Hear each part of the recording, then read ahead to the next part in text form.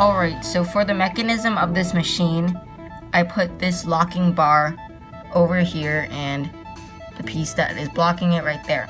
This cannot move and the bar needs to be lifted. So when you put in 5 cents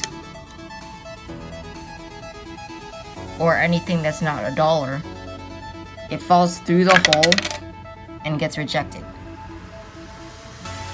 Same with 10 cents and 25 cents.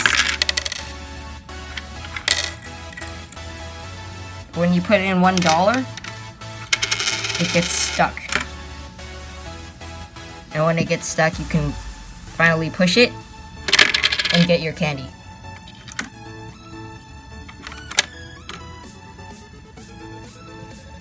Thank you for watching this video, everyone. Please comment, subscribe, and like this video. I will be making more of these machines soon, so please subscribe to my channel. Thank you for watching and just keep on crafting.